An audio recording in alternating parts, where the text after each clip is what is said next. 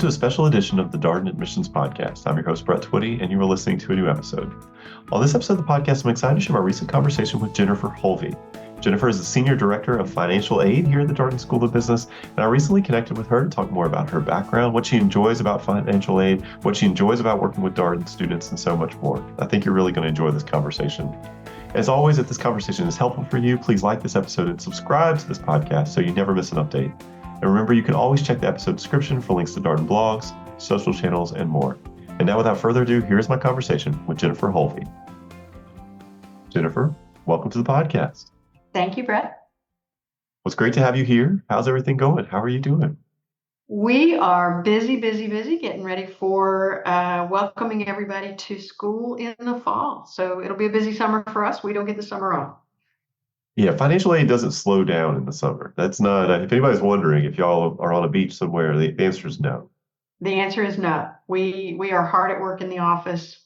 We're delighted to hear from people because we're right here. I think of that as a time when you are having a lot of individual appointments, talking with students about their particular situation. That must be a really interesting thing, right? Because you're meeting all these people who are getting ready to start their MBA program, or perhaps returning students, starting their second year, and trying to really work with them and help them. That is absolutely right. And honestly, I've said this for years, but it's the truth. It's what I love most about this job. Nobody I know says, I love financial aid regulations or I love financial aid paperwork. And that would be true of me as well. Those are necessary things, but those are not what I love about my job. What I really love about my job is getting to know our students and just, getting to know their story, getting to know their situation, coming alongside, helping wherever we can.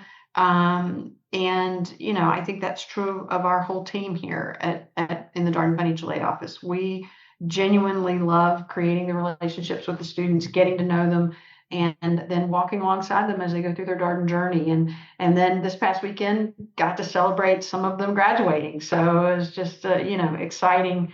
It's exciting when you get to do that. It's still my favorite. I've been in financial aid. I'm at the start of my 35th year in financial aid, and this is still my favorite part of the job. That's awesome. Well, we got a little bit of your background there, 35 years in financial aid. That is amazing. Tell us a little bit more about who you are and your story. Yeah, so I'm a native Virginian. My family is from Botetourt County, and I grew up literally in a little mountain hollow in the Blue Ridge Mountains in Botetourt County on a multi-generational small family farm. And so when I graduated from Virginia Tech, it was the first time my grandmother had ever seen one of her grandchildren graduate from college. So it was a big deal. I started out in ag finance, and I did that for a couple of years and decided I wasn't doing anything that I really wanted to be doing. I was not excited about ag finance. And so when I got ready to make the switch, I thought, what would I like to do? And I knew when I went to college, I had a hard time. My family obviously didn't have a background with higher ed. I struggled my first 2 years in school trying to just figure out the system. And I thought, wow, there's other people out there like me that I could help understand the system. And so finance, financial aid, I thought they couldn't be that different. I talked myself into a financial aid job and then realized, oh my gosh, what have I done? So I was super blessed to have some really great mentors who brought me along, taught me the ropes. I just really fell in love with the work again, because I did get to work with students. I did feel like I got to work with other students who, like me, didn't necessarily know what was going on. And even the ones that did had questions. And so that's been a really rewarding part of my job. In the midpoint of my career, I spent a few years consulting in higher ed systems. So I was a higher ed systems consultant.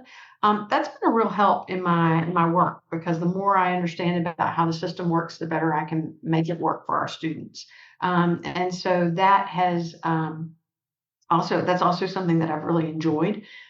doing. And so I continue today to focus a lot on how do we make our systems work more efficiently for our students and enjoy that part of the work.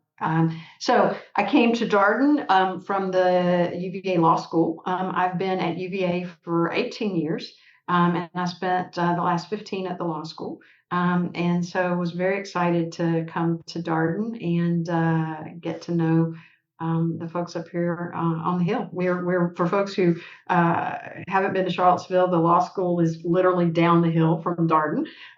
We have the Darden Hotel, which is called the Forum, in between the two schools, and we can walk right through a beautiful garden to walk between Darden and Law. So it was fun to come up here and get to start meeting all new folks. Well, that's great. I did not realize you were from Botetourt County. For folks who are listening to this podcast, the way you spell that is Botettout. Is that right? I have That that is correct. right? Yeah. Yes. I spent some time in the Shenandoah Valley in my life, and it's beautiful country down that way. It's very, very nice. So what attracted you to the role at Darden, Jennifer? Obviously, you've been at UVA for a while. You've been working with law students for a while. What attracted you to Darden? It's a great question. I was very excited. My predecessor had retired. My predecessor here at Darden had retired, and I was asked if I would just help out advising the staff after her departure. And when I got up here and I met the team and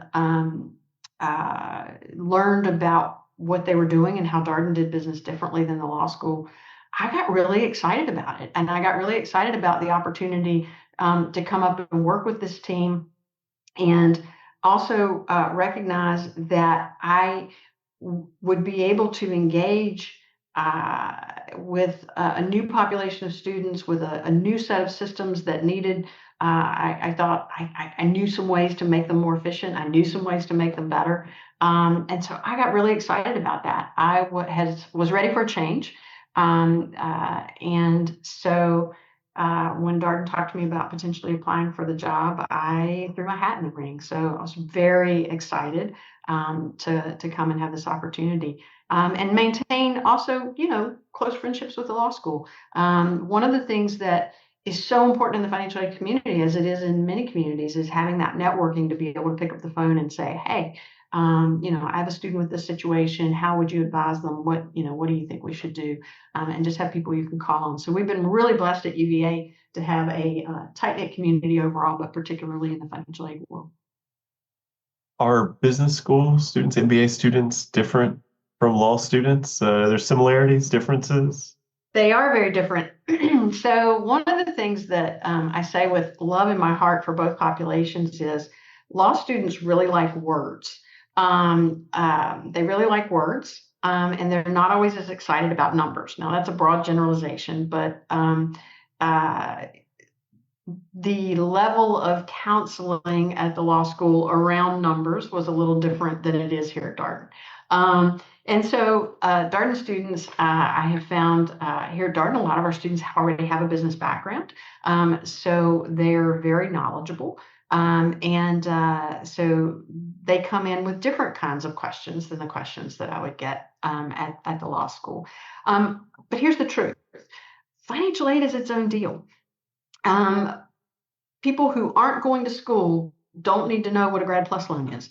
People who aren't going to school don't need to worry about the criteria for a merit scholarship. And so to folks who do come in with questions, I would say, please come in and bring the questions, right? Because this is a very specialized field. You only need to know it for 2 years or 3 years at the most. And then you're on to the rest of your life, and you probably don't ever need to know it again unless you're helping your children go back through the financial aid process later.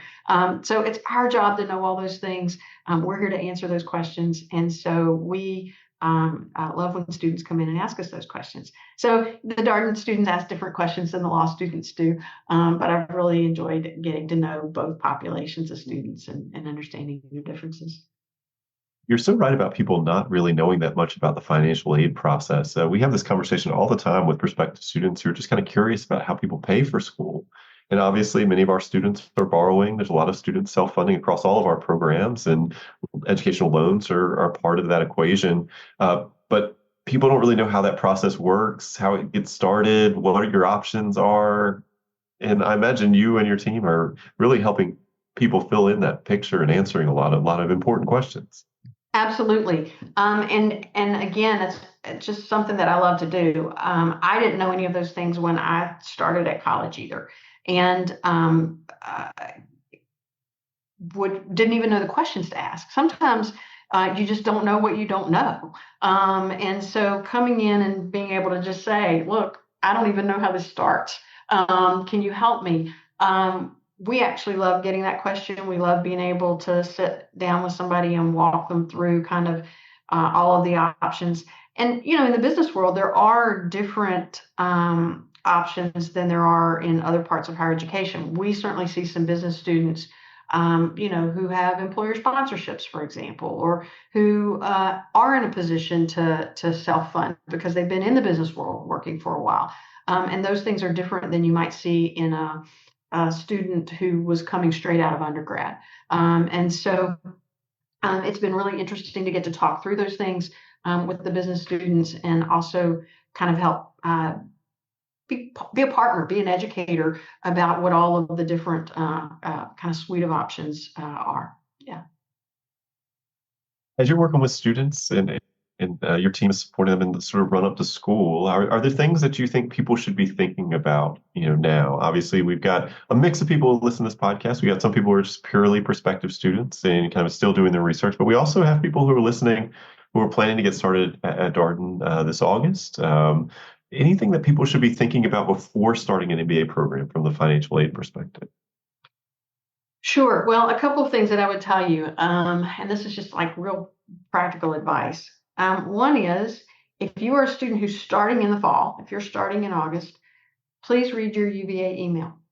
And that I know that sounds real basic, but please read your UVA email. We don't spam you. We send you things that you really need to know. If we have sent you an email, I promise there's something in it you really ought to see. And so just real practically reading your email. Another really practical thing that I would advise folks, if you're getting ready to start school, coming in with as little personal debt, consumer debt as possible is really helpful. While you're in school, you are going to be, even if you're getting financial aid, even if you're getting an employer sponsorship, you're going to have expenses that are related to your education, and not having to make a big car payment or make a big credit card bill payment. Again, that's real just kind of practical advice, but we find that it's much easier for students to sort of manage the educational expenses that come up when they are not deeply obligated in other areas. If you are deeply obligated in other areas, or even if you're not, and you just are like, gosh, I need to think through how my budget changes while I'm in school versus how my budget worked when I'm not in school. I'm an accredited financial counselor. We have other folks on staff that are very experienced in that area.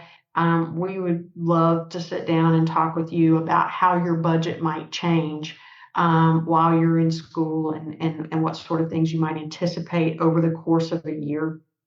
And it is a year, right? You're not just saying, oh, I got to pay this tuition bill that's going to come up in August. You're thinking about expenses for an entire school year. And you'll have some periodic expenses like tuition, or maybe you're going to take one of our global experiences, which are just fabulous opportunities. I haven't gotten to go on one, but I've trolled the website looking at those. It's just amazing where our students get to go and the wonderful things they get to do. So sitting down and making a financial plan for that is something that if you need help or support doing that, we would be glad to do. But those would be things that I would advise thinking about coming in for fall. Yeah, the point about the email is very important. We stress this with incoming students. The challenge for a Darden student is that they actually have a couple of emails that they need to keep their eye on, maybe even three, depending on how you think about it. So as you are matriculating at the Darden school, you get a Darden email address. You will also have a UVA email because you were also matriculating at UVA. And you also have your personal email that was associated with your application that you will also be receiving correspondence to. So all these things you have to keep up with. The UVA email becomes important because that is where the university sends messages related to billing, for example, or military benefits. And we really recommend that students set up forwarding from that UVA email to their Darden email address just to sort of narrow the field a little bit. You just only have to keep your eye on a couple of email addresses if you set up that forwarding. But yes, very important. People sometimes forget about that UVA email and they end up missing out on some important communications from the university. That is absolutely true. And you make a great point about military benefits, for example. Darden has a lot of students who are active duty or veterans or otherwise have a military affiliation. And we have a wonderful military benefits team that we work with. But they're communicating to your at virginia.edu address, which is different than your at darden.virginia.edu address. And so Brett and Heather Williamson, who works in my financial aid office, and Callie Thompson, who also works with our part-time and executive students, did a wonderful, not boring webinar, which I think is out on the website. Is that right, Brett? It's posted out there. It's for admitted students. Yes, you can find it on the admitted student portal is where it is for executive MBA and part-time MBA students. It's a great guide to how to handle all of those different emails and systems. And we're also here to answer those questions, but yes, it's a great point. Yeah, lots of systems. And so, yeah, it's just a lot to keep track of. We know this is why we host this webinar to try to bring some clarity or to make it a little bit easier for people to know what they should be looking for. I was really intrigued, Jennifer, by your comment about budgets and sort of developing a budget as a student. What does that look like? Like, what should students, anticipate from a budgetary standpoint, or how do you do that work? Yeah. So, it's going to be different depending on whether you're a full-time student or whether you are someone who is still working and have an income. If you've decided that you're not working while you're in school, then you may be dependent on your financial aid disbursements to help pay rent, for example. Not just about tuition, but you got to have a place to live. You got to have something to eat. And so we would encourage students in that situation, particularly if that's a new situation for you, right? If you've been used to getting a paycheck every month or a couple times a month, and now all of a sudden you're going to be in a full-time school situation where you're not getting a paycheck, we'd love to have a conversation with you about that, because one of the things to realize is you're going to get a great big refund potentially if you're taking out financial aid for school. But that refund is then going to last you for a specific period of time until you get your next financial aid living expense refund. And so figuring out, what does that look like? How long does that have to last me? How do I need to allocate that across bills that I may have, across rent, across food, across any educational expenses? What was that money allocated for? Sometimes we're going to allocate money for specific things, like maybe one of the global residency trips. And so making sure that you just have a good handle on that. If you're someone who is working full-time and continuing to get a paycheck, that's awesome. It helps. Paycheck's always nice. But then you're figuring out, what extra expenses do I have paying tuition, maybe on top of what was already the rent and the food and the other living expenses that you might have. If you're someone with a family, and many of our students are married or have children, how does this impact the family situation? And so sitting down, talking through that, talking through your monthly income, your monthly expenses, and how school changes that is something that our staff has a lot of experience doing, and something that we're really happy to bring some tools to the table and sit down with you. You mentioned that you're a certified financial counselor. How long have you been a financial counselor, and what sort of prompted you to take the step of getting that certification? Yeah, I'm an accredited financial counselor. Yeah. It's a national accreditation. And it was really because I was doing this deep counseling work with our students. I got certified, my certificate's behind me, in 2020. I got this during the midst of COVID.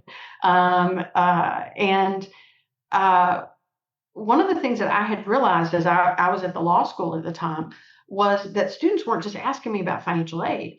They were getting ready to buy a house when they got out of school and they wanted to talk to me about their mortgage. Or they wanted to know as they went to work for their employer how to set up their 401k and what kind of contribution level they should be making and how to balance their investments against their need to repay their student loans and what were all of their options for repaying their student loans and how did that then impact their ability to get married or start a family. And I did not feel equipped to have those conversations. So there is a national organization that trains financial counselors in these non-finance profession roles. So uh, uh, so I had become familiar with that from other professionals in the financial aid industry who had that certification and undertook getting my certification. It was so helpful to get a stronger skill set to be able to point students in the right direction. Also know where the boundaries were to say, hey, this is the place where you really need to talk to a certified financial planner, for example. And so I felt much better equipped after going through that. And we have a number of folks here at UVA who have that certification. So not only here at Darden, but at the law school and on our main campus who are accredited financial counselors and are able to offer some more specialized counseling that sort of goes beyond the financial aid world.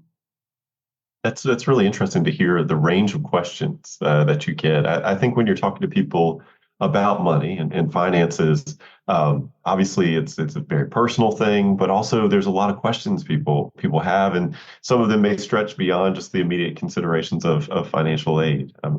It sounds like you end up talking with people about a lot of different things. We really do, and one of the things that we want to be able to help with, I dealt with this a lot at the law school, and I haven't been at Darden for a full cycle yet, so I haven't dealt with it as much at Darden, but I expect that we will. It's just talking with students as they, for example, consider different job offers, right? Which job offer is the best one for me? And that might have, student loan considerations, it might have family considerations, it might have budgetary and financial considerations. And lots of times it just helps to have someone that you feel like you can have a good, trusted relationship with in a confidential setting to just sit down and talk it out. And so we want to be able to be a resource like that for our students. And I wanted to be a well-equipped resource for our students.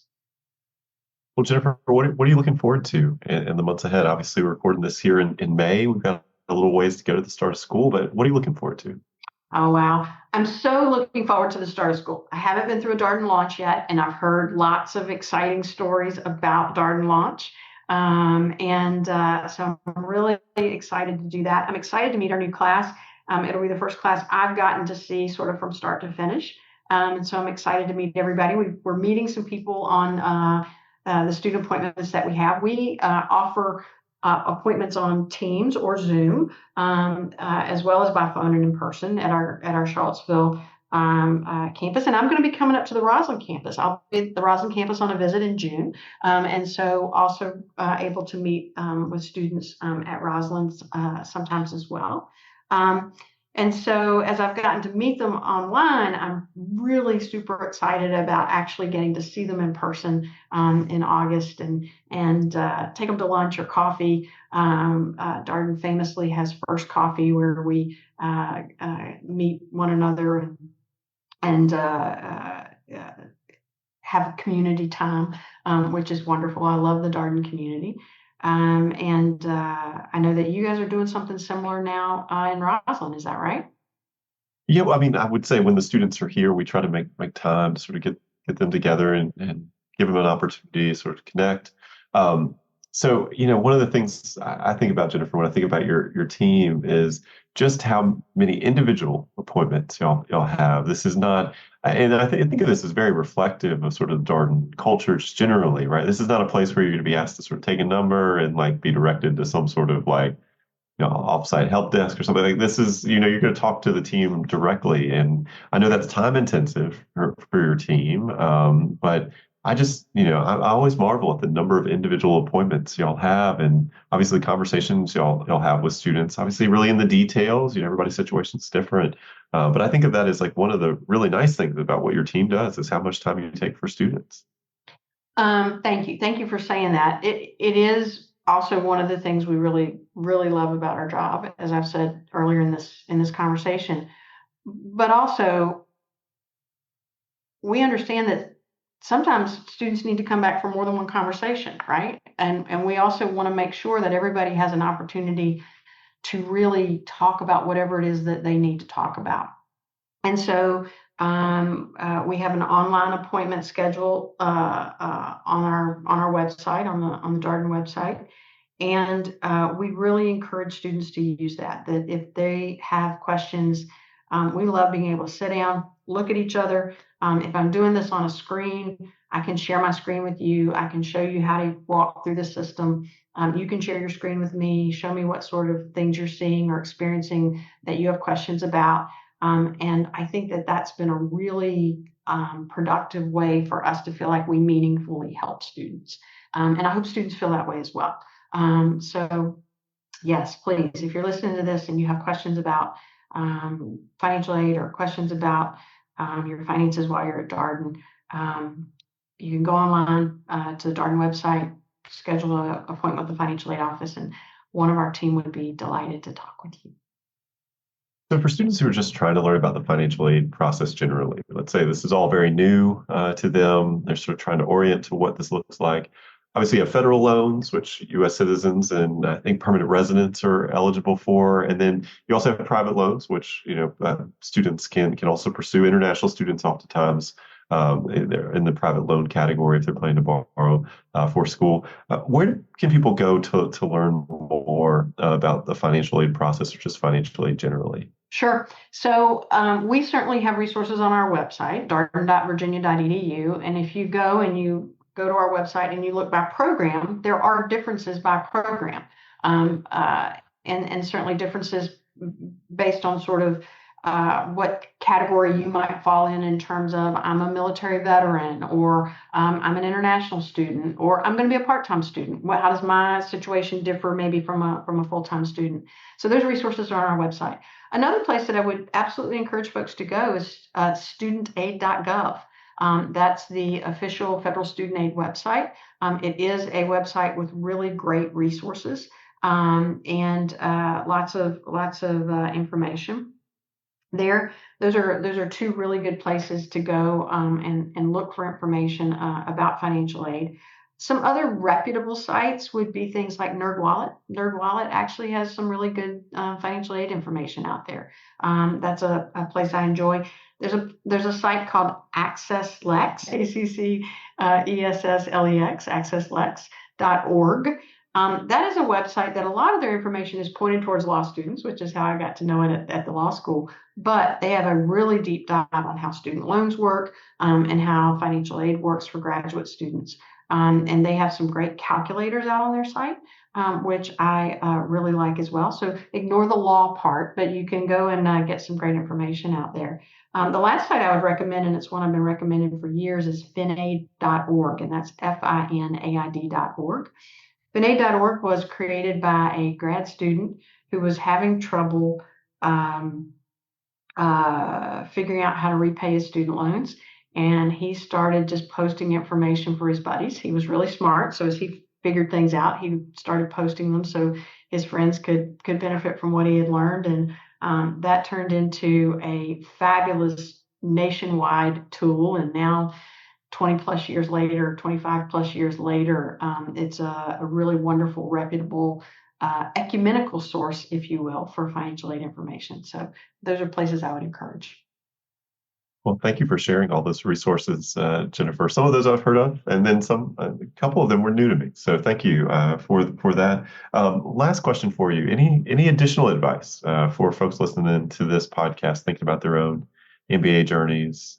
Anything that you would encourage them to think about? I guess one of the things I would say, and I think about myself going to school uh,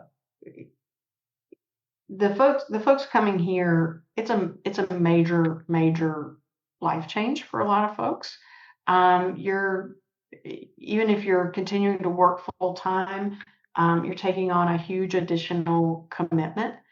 And that's anxiety inducing across multiple fronts, but certainly across the financial front.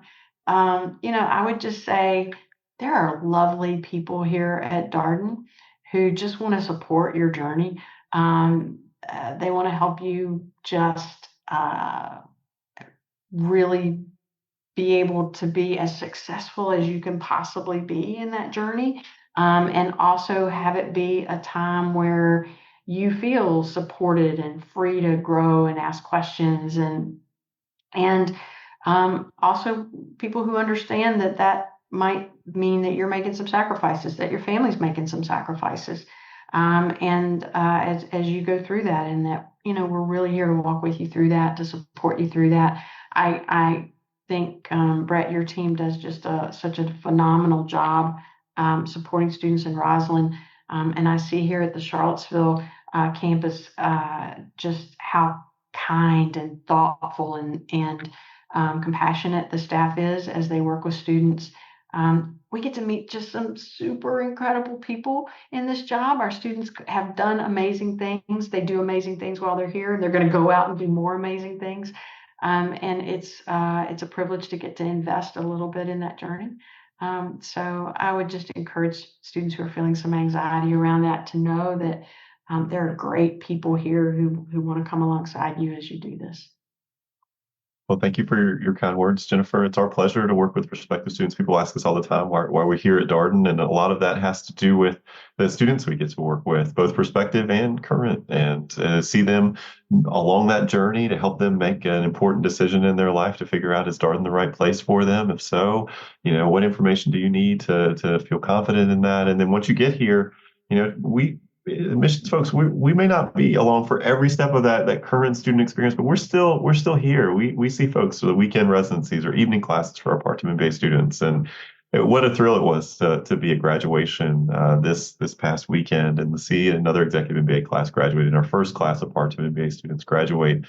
We can remember them when they were just applying and just kind of thinking about, is this going to be an option for me? So that is so much fun. Never gets old. So thank you so much for your time today, Jennifer. It's great to have you on the podcast, and thanks for sharing your expertise with our listeners. Thank you for inviting me. I was delighted you asked, and I just look forward to meeting our new class of students in the fall. And that was my conversation with Jennifer Hulvey, Senior Director of Financial Aid here at the Darden School of Business. As always, if you have any comments, suggestions, requests, anything you'd like for us to cover here on the podcast, we're all ears. We can be reached at Darden's, DARDEN, @virginia.edu. Until next time, stay safe, be well, and thanks for listening.